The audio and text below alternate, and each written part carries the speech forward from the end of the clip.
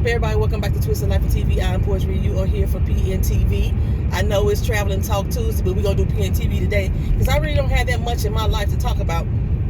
I am in a bad mood already, though, because I got up this morning to make myself breakfast because, you know, since I'm on this medication, I got to eat when I take it. I got myself up to make a nice little heart healthy bowl of Cheerios, and my god doggone milk was spoiled.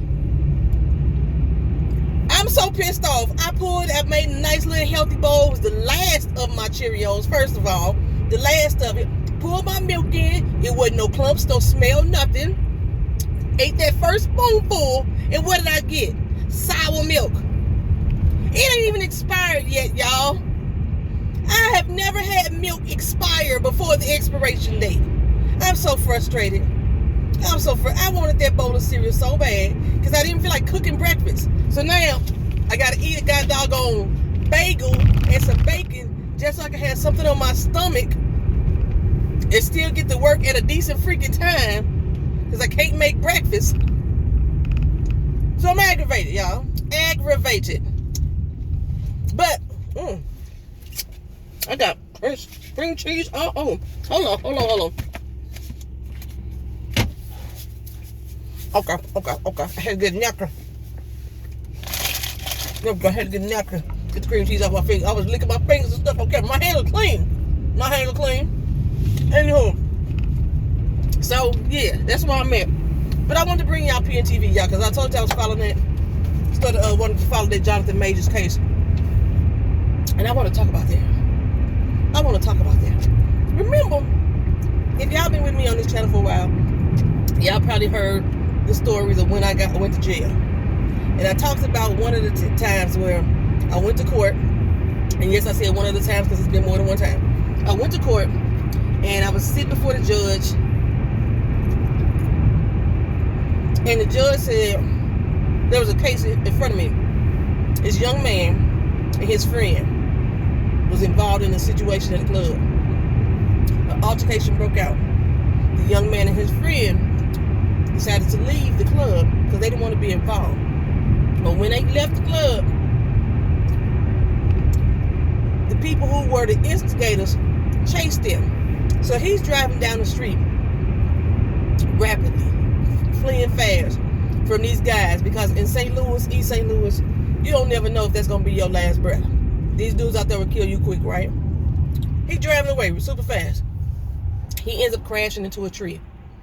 When he crashed into a tree, his friend, who was the passenger, his best friend, had been best friends. They had grew up together. Their parents, you know, they knew each other from the womb pretty much. His best friend got thrown from the car and he died. So the judge in this particular case, there was no jury, it was just the judge, decided to sentence this man, this young boy, because I think he was just 19. He was 19. Decided to sentence this 19-year-old with reckless endangerment. And I forgot what type of murder. I forgot what degree of murder that they placed on him, but reckless endangerment against his friend who died. Now, both families, they were pleading with the judge not to throw the book at him because it indeed was an accident. He did not intentionally drive the car into a tree. He was getting away from some perpetrators, which resulted in his friend's death. This 19-year-old on his way off to college, already grieving the loss of his best friend. The judge sat there and told this man he was going to make an example out of him. And I want to say he sentenced him to 20 plus years in jail. I believe that was the sentencing. I wish I could find out. I don't remember the exact date that I went to court, so I couldn't pull up the cases to find out. But I believe it was 20 years he gave that young man. And he told him he was going to make an example out of him. He told him he heard the pleas of the court. The both parents, his parents and his best friend's parents, were in front of the judge pleading that they did not sentence that young man. You know, give him some probation, give him some community service, something like that. But he sentenced him to 20 years in jail. And he told him specifically that he was going to make an example out of him. Okay, case of Johnathon Majors. Not as extreme, but the same premise. Reckless endangerment. In this particular case, reckless assault. Same thing to me. Okay. I know it may be different in legal jargon, but same thing to me. Because I told y'all there was a scuffle over the fucking phone. In court, during that trial, Grace Jabari admitted that she saw a text message come across his phone, and she went to snatch for his phone. He tried to get his phone back from her, and that's when the scuffle ensued. This was not a domestic violence situation. So all you people out here who've been backlashing me and talking shit to me here on YouTube and on Instagram and on Twitter, talk about how can I support this black man, this, that, and the third. Y'all motherfuckers was wrong. I was right in what happened as far as what the situation was going on. There was a scuffle in the fucking car over a goddamn cell phone because she reached for his cell phone. According to Grace Jabari, I'm going to paraphrase the text message. The text message was something about, I miss you, I can't wait to kiss you again. I said in the last video that I did, that was probably Megan Good. Because as soon as this situation happened, there Megan was.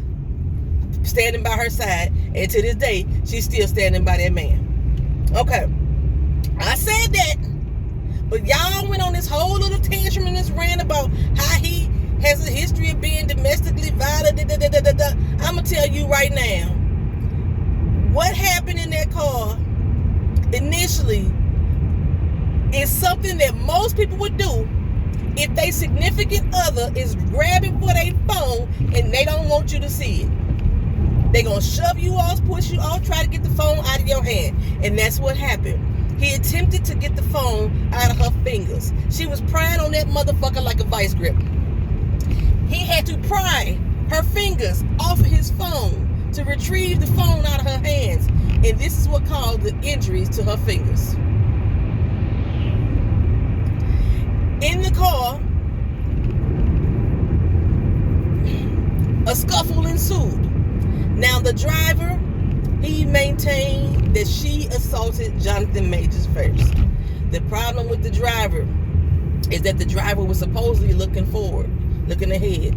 So they couldn't take 100% credibility if he actually saw what was going on. Let me tell you, as a driver of a vehicle, as somebody that's recording videos while I'm driving, I am paying attention to every fucking thing going on around me. I'm looking in the rear view. I'm looking in this camera as my rear view, seeing people on my ass, everything. That driver saw what the fuck he saw. But they didn't 100% believe his testimony because they said as a driver, he had to be looking forward. There's no way he could have saw what was going on in the back of the car. Bullshit. I call bullshit on that. But okay, let's move forward. Johnathon Majors instructed the driver to pull over. When he did so, his head was bloodied. He had scratches on his arm. He had blood coming out of his beard.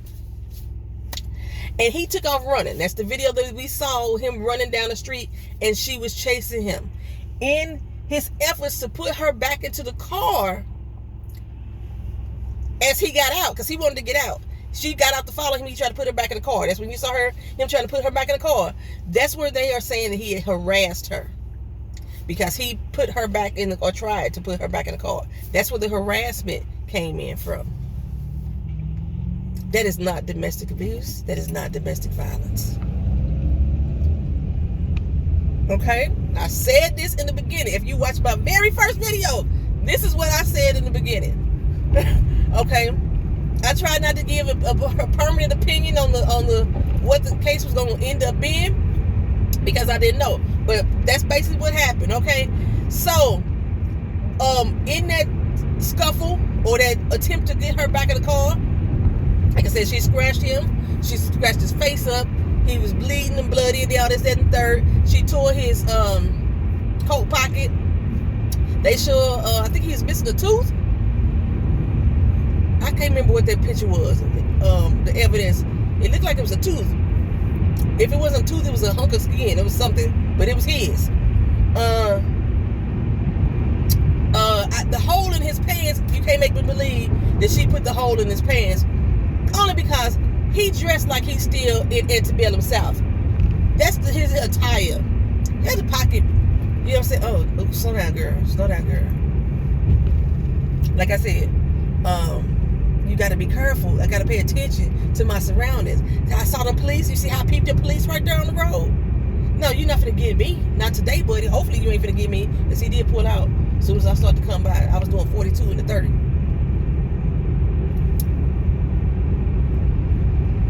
Maybe the police will get him. But you ain't finna get me, buddy. Let me scooch over and make sure they ain't finna get me. Because did 2 police pull out? I think 2 did. We'll see. Hopefully he don't get behind me because I'm on this camera. Okay, so in the case, what basically had happened was they found Jonathan Majors guilty of 2 of the 4 counts. They got him on reckless assault. This was from him harming her fingers as he pried the fingers off of his property. She could have been charged with attempted theft. That's what I would have charged her ass with. He also got charged with reckless harassment as well. What he did not get charged with, he was not found guilty of aggravated assault. Aggravated assault is something that you do based on intention. And he did not get charged with harassment in 2nd degree or aggravated harassment. Aggravated harassment. He didn't get charged with that. Okay. I think I need to get back in the other lane because I'm like 2 cars behind this cop. And I don't need them to see me on this camera. You know, they be all up in your shiznit. And luckily I've had the blessing of not being pulled over by Orlando PD. So yeah, I don't want to get pulled over today. But slow your ass down, girl. The crazy thing is, like, I'm tripping off. I'm trying to, like, be very cautious of these officers around here and try to do this 30 miles an hour in this zone, which I was doing 42, and these officers ain't looking at nobody that's doing over 40 something. Who is the sheriff or deputy county too? Ooh.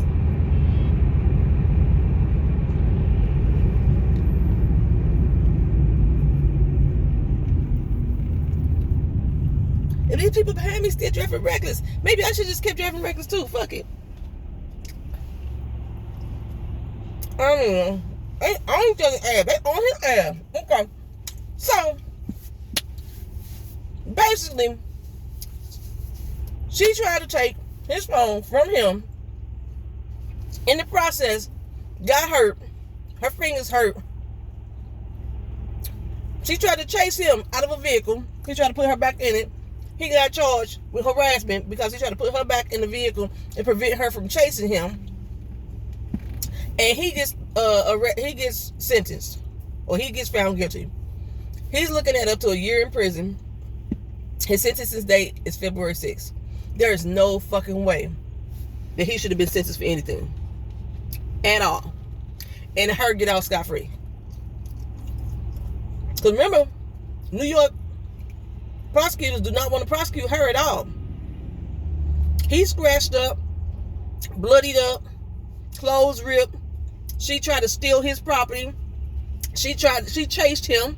He had to run from his assailant, and she gets off scot-free.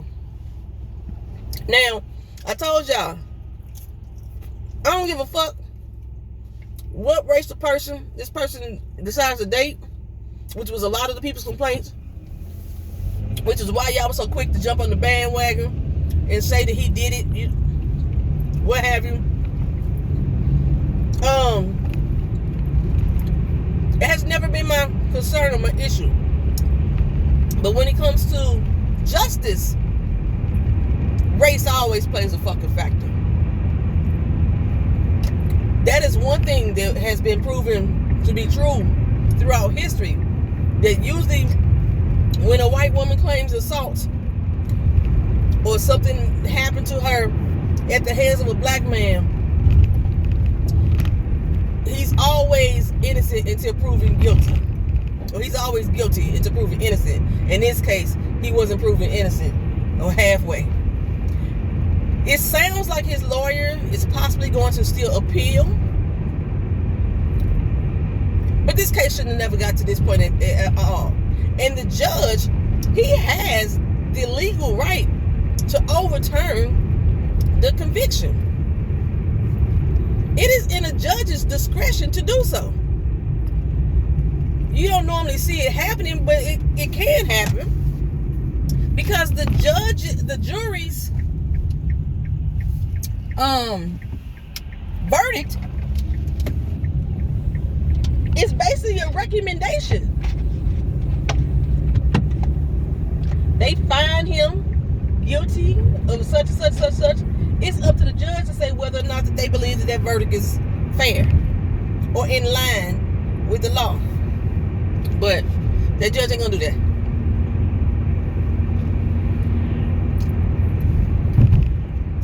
Because they wanted to get his ass. Marvel has dropped all his pending roles that he had coming out. I don't see why. I'm sorry. He did not assault her in the way that they made it seem. The charge in which they were charging him. They were charging him with domestic violence assault. As if he had a pattern of beating her ass. When that was not even the case. He was trying to get his fucking property out of her hands. He was trying to prevent her from bothering him, chasing him any further, to continue on the scuffle. And I'm going to keep calling it a fucking scuffle. And he got to go to jail for that shit.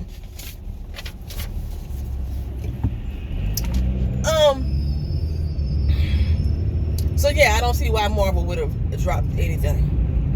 You know what? I'm gonna say the way that all these news media outlets are reporting it. Johnathon Majors found guilty. He's guilty. They're not saying what exactly he's guilty of. He's guilty of protecting his property and harming her in the process. I'm telling you, if it was me in the car with Grace Jabari and I had a text come through with somebody and she reached for my phone and I didn't want her to see it, I would have elbow checked that bitch. But because I'm black, I'd have been going to jail. That's what I'm saying in regards to that case there. February 6th is his sentencing date. We see if he's going to actually do some jail time or what the judge is going to do in regards to him. I believe he's going to throw the book at him. The maximum amount of time that he can get, I believe the judge is going to give it to him. Well, speaking of maximum shit, Rudy Giuliani was found guilty in his defamation case against Ruby Freeman and Wandrea Moss to the tune of $148 million. That just does something good to my soul. It just makes me feel good in my soul. Basically, he said that they they participated in the fraud of Donald Trump not winning the election, which come to find out he made up everything about these women. He lied about them continuously, and now he got to pay them money. Now Rudy Giuliani claimed that he broke as a joke, right? He claimed he broke. However, their legal team had already combed through his assets and determined that he can't afford to pay them this $148 million. And they are determined to get every red cent out of him of that $148 million. I'm just saying, it makes me feel good. It makes me do something to my soul. Now, we already know that Rudy Giuliani is still on his little rampage and still defaming them left and right to this day, where they just decided to sue him again. A continuation defamation case, the same way that E. Jean Carroll did Donald Trump. Remember, she won her first few millions And then he kept on flapping off at the mouth. And then she sued him some more to continue on the case and got another $5 million out of his ass. Now, the ladies are wanting him to be permanently silenced, which you can tell somebody to shut the fuck up, but as you can see that they don't. They don't care what these courts say because they know this courts ain't really gonna do too much to them for real. Whether or not they're gonna get some more damages out of this, it's up to the judges, but I believe that they should and they will. That's all I'm saying right there. Hunter Biden will make his first court appearance on January 11th. I am not going to thoroughly follow that case because that's around the same time the Lizzo case started. I want to see what's going on with her.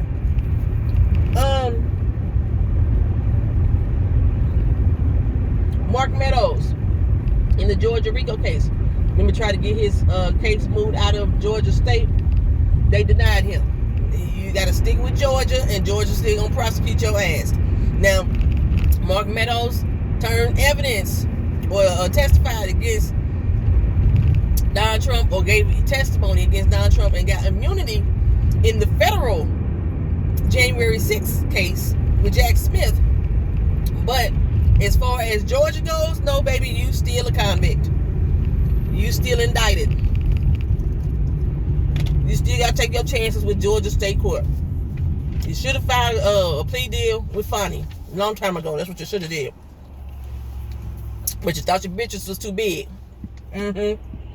So, Ruby Frank, I told y'all about the YouTuber of the 8 Passenger channel that was abusing her kids. She pled guilty to 4 counts of aggravated child abuse. Remember, I was telling y'all a story about her little boy was staying with her friend Jody Hildebrand, who's also part of this case, and he had to escape. The children were malnourished. He had duct tape on his arms and stuff like this, and this was a common practice between Jody and Ruby. Well, the mama, Ruby Frank, like I said, decided to take a plea deal on 4 counts. Part of her plea deal is that she will now testify against her collaborator and friend, co-abuser, Jody Hildebrand. As far as I know, there was no plea or no deal offered on the table for Jody that I'm aware of, but I'm still following that case as well. What is this? Oh, in February of 2024, that's when Ruby Frank gets sentenced. Was she looking at life? I think she was looking at life. But I do believe there was 13 counts against her. I know it was more than 4, but she only pled guilty to 4. Okay. Last but not least, this damn movie. Leave the World Behind. Child, I may give spoilers on this, I don't know. This movie started off interesting. I like conspiracy theory movies. I like movies that deal with the government and their shenanigans. I like supernatural movies. I like movies about hackers and stuff like that. That shit intrigues me. I like that type of stuff. So when I read the premise of this movie, that it was about a cyber security person played by Mahershala Ali, is that how you pronounce his first name? And it was also starring Julia Davis, Ethan Hawke, Kevin Bacon. I was intrigued. And then I started to watch the movie, and at the beginning of it, I always watch the credits, the opening and the ending credits of movies. I saw that Michelle and Barack Obama were executive producers on this movie. So now it really got me into, like, what? The Obamas? I come to find out, child, the Obamas have put out 18 different movies. They started a production company in 2018 called Higher Ground, and since 2018 have released 18 different movies. Most of them were docuseries. And there's one I actually have already seen. I didn't realize it was. I don't know why I didn't peep their name in this one. So American Symphony, it's on Netflix right now. Leave the World Behind is one we finna talk about. Rustin, I actually wanted to see that. It's on Netflix right now. It's Working, A Day in the Life of a Worker docuseries. A whole lot of other docuseries, but there's one that I had saw before, Fatherhood with Kevin Hart. I did not realize that was the Obamas, and so I don't know how I missed that since I watched the credits. I actually liked that movie. It was really fucking sad. I found myself tearing up at the end. There was some issues that I could have, some things I could have changed, but overall it wasn't a bad movie. Leave the World Behind. That was a bad movie. I'm sorry. That was a bad fucking movie. If you, like I say, if you haven't watched it, you might want to skip this part. It's the last part I'm talking about anyway. That was a bad fucking movie. I understand what they were trying to say. They are trying to say that these governments are trying to control the fate of humanity and starting a civil war between them by depriving them of certain amenities will begin this war. Now remember, I said the same thing about when Donald Trump decided to run for president, that he's trying to start a civil war. There's a lot, so that's why I understood what they were trying to do, but the way they went about it didn't make no fucking sense. Now there was a part in the movie where hackers supposedly caused a blackout. Okay, somehow they hacked into the satellite systems. They destroyed navigation systems. They controlled self-driving vehicles. All these type of things. The internet went away. The cable went away. All these type of things were things that us as people in humanity today are so used to that we don't know how to survive. We don't know how to be humane to one another in the event that they're taken away. That's basically what they were trying to say. But like I said, the way they went about it, they had a military oil tanker put up on the beach because the navigation system went out. Okay, now, in the event the navigation system goes out on an oil tanker of that age, there will be manual controls and things that they could do to stop that damn ship from going. One being dropping the fucking anchor. But that wasn't done. It was planes falling out the sky, left and right. Now, if this attack was just on America only, other countries would have known that the navigation systems and things had been affected. The satellites have been tampered with.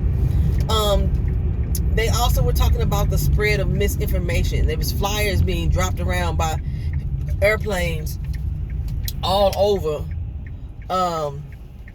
And depending on what state you lived in, depends on if the information was written in English, written in Chinese, written in Korean, because they try to get you to blame. Somebody just came around this corner on my ass. I will hit my fucking brakes on your bitch ass. Speeding only 30 miles an hour any goddamn way. Stupid bitch. So spreading misinformation can get you mad at the wrong people. That's pretty much what they were saying with that, okay? What I didn't understand, they say the animals have a way of telling when a storm is coming. There was no storm coming. So, but apparently the navigation systems being affected was changing the migratory process of the animals. Didn't make sense. One young boy got bit by a tick. I don't know how this whole hacking into the navigation system would affect the way ticks will bite somebody. But ticks will bite a motherfucker, hop on them, and the way he pulled the damn tick off, it helps the disease spread. They seen there was a point where his teeth was falling out. I'm thinking, at this whole point, I'm like, okay, is this about something supernatural happening? Because now his motherfucking teeth are falling out. And they go to Kevin Bacon's house, and Kevin Bacon don't want to help him and get him no medicine or nothing like that. First, he was one of them survival people. He was stocking up on water, stuff like that. And they like, oh, he knew something was coming. I guess because of the migration of the birds or what. It was weird as shit, child. It was weird as shit. Little girl ran off. She was so worried about the Friends TV show.